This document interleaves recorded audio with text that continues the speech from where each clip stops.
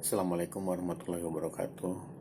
Lanjut ke video ketiga ya, tentang keluarga toko. Jadi keluarga toko itu saya bagi dua, ada kepala toko dan ada asisten toko. Itu saya buat. Kenapa seperti itu? Dulu pernah kita buat satu toko dua pekerja, tapi yang ada malah mereka saling lempar tanggung jawab.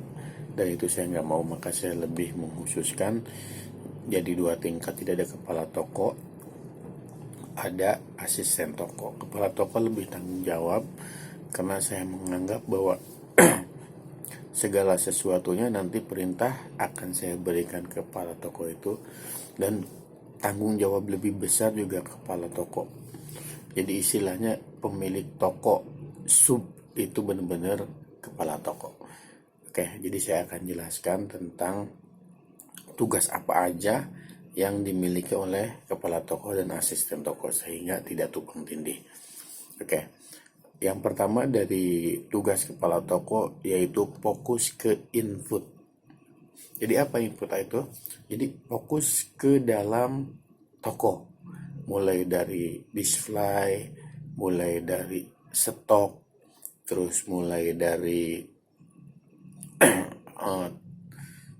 tata letak gitu kan, kebersihan itu ada di kepala toko. Jadi kalau kepala toko masih nyapu, itu bukan tugasnya. Kepala toko itu lebih dari ke input barang yang terlihat. Jadi sebagai otaknya itu kepala toko. Itu yang paling penting.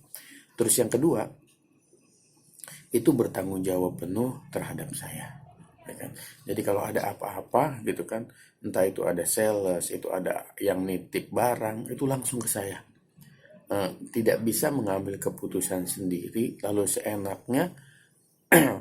Toko ada barang ataupun ada stiker itu main tempel aja, karena itu tanggung jawab yang harus dipertanggungjawabkan kepada pemilik. Itu yang kedua. Terus yang ketiga, memberi perintah atau memberdayakan asisten, karena anggapnya kepala toko itu otak, asisten itu tangan. Jadi jangan sampai segala perintah yang saya kasih ke kepala toko itu juga dikerjakan oleh kepala toko. Padahal kita tahu tujuan dari asisten itu untuk membantu, gitu kan, untuk membantu jalannya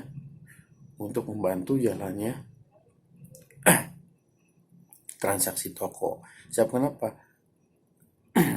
Kepala toko ini sebenarnya berat. Saya udah bikin laporan gitu kan. Jadi jadi jangan sampai karena kepala toko mengerjakan pekerjaannya asisten, pembukuan jadi hancur setiap hari. Pembukuan saya harus ikut membantu gitu kan. Jadi ya berfokus kepada pembukuan sehingga segala sesuatu yang di luar dari tugas tadi, tanggung jawab ke pemilik toko itu nggak amburadul. Jadi untuk apa saya mempekerjakan, untuk apa saya menggaji kepala toko, tapi saya juga harus ikut membantu di toko itu. Padahal tugas kepala toko itu menjalankan semua perintah saya, bukan saya lalu membantu menjalankan, bukan. Jadi istilahnya saya udah menyiapkan nih kepala toko untuk membuat pembukuan, tapi setiap hari ada aja pembukuan yang gagal. Akhirnya saya sebagai pemilik harus repot juga mengikuti pembukuan dan membenarkan pembukuan itu. Jadi kepala toko lebih fokus kepada pembukuan. Sementara untuk transaksi, gitu kan, karena udah ada asisten, asisten diberdayakan. Lah itulah manfaatnya kenapa kita diadakan kepala toko dan asisten toko. Jadi tugas-tugasnya dari asisten itu udah jelas, tugas-tugasnya kepala toko juga udah jelas. Oke. Terus yang selanjutnya, kepala toko bisa memberikan usulan atau masukan ketika asisten itu udah nggak bisa lagi membantu. Maka kewajiban untuk memberhentikan itu bisa saya realkan. Kalau emang dia ngebantu ya udah kita keluarkan. Oke. Jadi secara tidak langsung kepala toko bisa memberhentikan asisten toko, tapi dengan syarat usulan. Nah, udah. Yang berapa tuh? Keenam ya. Yang keenam, terus membuat pertumbuhan toko. Bagaimana caranya? Bisa memberikan ide kepada saya, bisa juga memberikan masukan kepada KKV, atau ke ide-ide lain ke bagian teknis. Yang penting pokoknya pertumbuhan lah. Membuat toko kita itu makin tumbuh, makin besar. Membuat toko kita transaksinya makin banyak sehingga Anda bisa mendapatkan komisi lebih banyak pula. Bagaimana caranya? Yang saya lebih tahu gitu. Ketika ide itu datang, justru ketika saya ada di lapangan, sementara Anda setiap hari ketemu user, ketemu nasabah, terus otomatis mereka menanyakan barang apa yang mereka butuhkan, itu bisa menjadi masukan, itu bisa menjadikan ide untuk kemajuan dan untuk pertumbuhan toko kita. Nah itu ya, itu tugas pokok kepala toko. Kita lanjut ke asisten toko. Jadi tugas pokok asisten toko itu cuma satu sebenarnya, tapi kita bakal jabarin.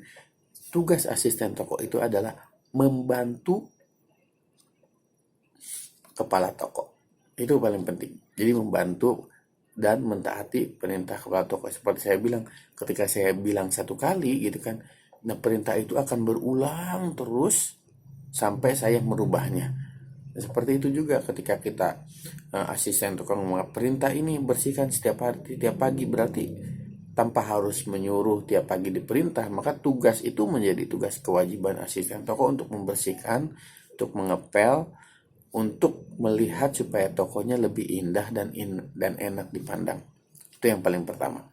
Terus yang kedua, memberikan ide juga, memberikan ide ke kepala toko gimana nih kalau emang letaknya yang misalnya yang apa, kaos kaki semua gitu kan, biar gampang nyarinya, atau listrik semua gitu. Pokoknya memberikan ide untuk kemajuan toko, itu asisten toko. Tugas yang ketiga,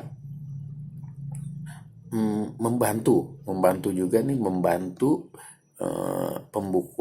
membantu mengirim pembukuan toko. Jadi ketika pembukuannya udah selesai, ini kepala toko bikin gitu kan, ya bisa di WA oleh asisten toko. Kenapa asisten toko harus tahu tentang pembukuan gitu kan? Itu juga penting. Suatu saat kepala toko sedang halangan, asisten toko bisa membuatkan juga pembukuan tersebut. Terus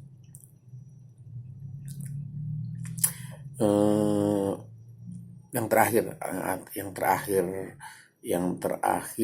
dari tugas asisten toko ini, asisten toko boleh mengoreksi kepala toko. Boleh. Jadi boleh langsung ke saya. Kenapa? Gitu kan. Saya sangat penting ketika melihat ada gelagat dari kepala toko yang sepertinya udah sangat tidak real dalam mengerjakan dan melaksanakan tugasnya, sehingga itu membahayakan toko. Kalau merasa emang asisten toko ini perahu yang harus dirawat, tapi ternyata asisten toko udah merawatnya, tapi kepala toko kerjanya asal-asalan, itu harus cepat dilaporkan ke saya. Dan saya sangat berterima kasih kalau ada asisten toko yang berani ngasih masukan bahwa kepala tokonya udah dalam tanda kutip ya, udah nggak bisa lagi bertanggung jawab dengan tugas-tugas tersebut.